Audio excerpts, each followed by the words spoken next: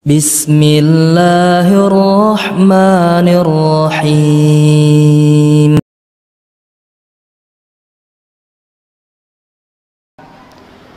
Sedekah itu tidak mengurangi harta. Apa artinya tidak mengurangi di sini? Kalau berkurang jumlahnya atau secara kasat mata mesti berkurang karena dikeluarkan. Tetapi maksudnya tidak berkurang di sini adalah keberkahannya tidak berkurang di dunia, bahkan terus bertambah. Sebab-sebab yang menjadikan harta ini berkah, menolong orangnya untuk taat kepada Allah, memudahkannya untuk terhindar dari fitnahnya juga bertambah. Dan ini adalah sebaik-baik tambahan. Dan juga diganti dengan keutamaan di sisi Allah Subhanahu wa ta'ala pada hari kiamat nanti. Maka ini tentu motivasi bagi orang-orang yang beriman, yang sifat mereka adalah alladzina yu'minuna bil ghaib, beriman kepada perkara-perkara yang gaib, tidak menyandarkan ganti di dunia dengan seperti kata orang-orang yang bodoh tersebut, diganti dilipat gandakan uang yang didapatkannya melebihi sedekahnya. Ini jelas pemahaman yang sangat keliru, tidak sesuai dengan kemuliaan orang-orang yang beriman yang selalu mengharapkan pahala di sisi Allah Subhanahu wa taala. Makanya di sini ayyuhal ikhwatu fillah saya katakan berkali-kali tadi, hubungannya sedekah adalah masalah menundukkan hawa nafsu. Dan perlu diketahui banyak manusia yang memiliki model-model seperti ini, memotivasi berbuat kebaikan tapi iming-imingnya juga dunia. Ini wallahi dicela dalam agama, dan wallahi ini adalah orang-orang yang sangat mudah termakan fitnah karena dia berpegang kepada agama dengan pegangan yang sangat lemah, mencari kepentingan hawa nafsunya. Wal iyadu billah. Allah berfirman dalam Al-Qur'an, wa minan nasi may ya'budullaha ala harfin fa in asabahu khairun yatma'anna bihi wa in asabathu fitnatun inqalaba ala wajhihi khasirad dunya wal akhirata dzalika huwal khusranul mubin. Dan di antara manusia ada orang-orang yang beribadah kepada Allah, menyembah Allah, melaksanakan Islam dengan berdiri di tepi, ragu-ragu dia. Makanya tidak mantap Islam dalam dirinya, tidak sepenuhnya masuk ke dalam Islam. Lihat-lihat dulu, fa in asabahu khairun, kalau dia merasakan ibadah atau satu amal ada kebaikan untuk nafsunya, mendukung keinginan ambisi pribadinya, maka dia pun tenang melakukannya.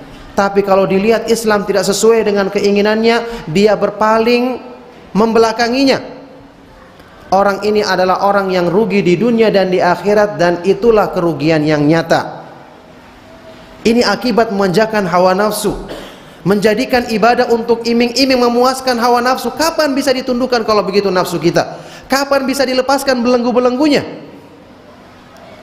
Ini keadaan yang menunjukkan tercelanya pemahaman tersebut dalam hal yang berhubungan dengan makna sedekah. Yang ini saya katakan tadi yang menjadikan sebab orang jadi lemah berpegang dengan agama. Karena dikatakan tadi apa? Dia masuk Islam ala harfin, berdiri di tepi. Maksudnya masuknya tidak yakin, sehingga ada fitnah sedikit langsung lepas dari Islam. Na'udzubillahi min dzalik. Tidak kembali hartanya, langsung dia mencela dan merendahkan persyariatan sedekah yang demikian mulia dan agung di sisi Allah Subhanahu wa taala. Adapun orang-orang yang beriman, pertimbangan mereka adalah bersedekah untuk melindungi diri mereka dari neraka. Rasulullah sallallahu alaihi wasallam bersabda, ittaqun nara walau bisyiki tamrah fa illam tajidu fa bi kalimatin thayyibah. Takutlah kalian kepada neraka,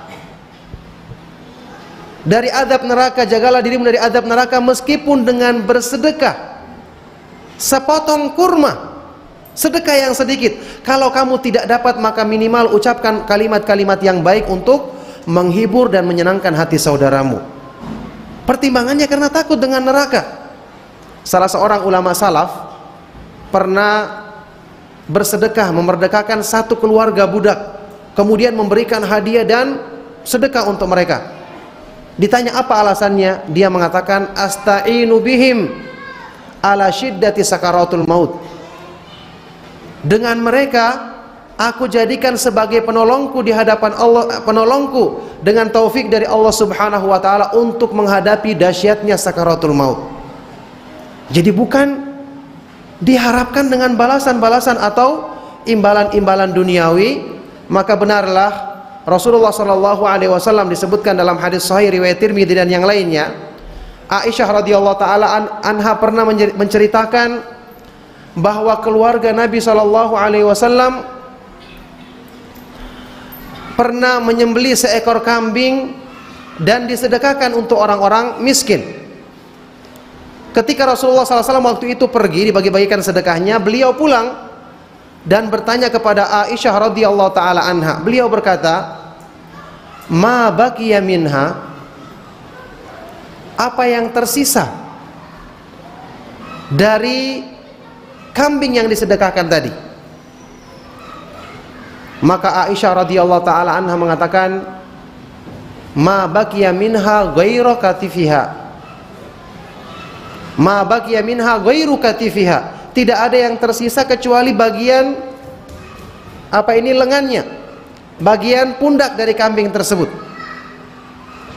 Apa jawaban Nabi SAW? Dan ini jawabannya orang yang beriman, diiming-imingi dengan balasan di akhirat. Apa kata beliau Nabi SAW? Bal baqiya kulluha ghairu katifiha. Bahkan semuanya tersisa, semuanya kekal, kecuali bagian yang tidak disedekahkan, yaitu bagian lengannya atau bagian punggungnya. Semuanya tersisa sedekah, karena kekal abadi, tidak dihabiskan. Harta yang ditinggalkan, yang kita pegang, yang kita kikir mengeluarkannya, na'udzubillahi min dzalik, dengan kita pegang, apakah dia akan kekal? Artinya kita bawa terus? Pasti kita habiskan, kan? Makanya manusia itu, dia kikir pun sebenarnya ini memperbodohi dirinya sendiri. Dia pegang hartanya, ia juga akan dibelanjakan. Kalau dia mati, langsung diwariskan kepada ahli warisnya. Iya kan? Tidak mungkin dia bawa masuk ke dalam kuburannya. Apa kata Nabi SAW? Yatba'ul janazata salasatun, iya kan? Akan mengikuti jenazah ke kuburannya 3. Apa itu? Keluarganya, ahluhu wa maluhu wa amaluhu. Keluarganya, hartanya, dan apanya? Amalnya. Kemudian yang akan pulang 2 di antaranya, keluarganya dan hartanya. Hartanya baru meninggal langsung dibagi-bagi, langsung orang rebutan ahli warisnya. Yang akan menyertainya cuma amal-amalnya, cuma amal solehnya.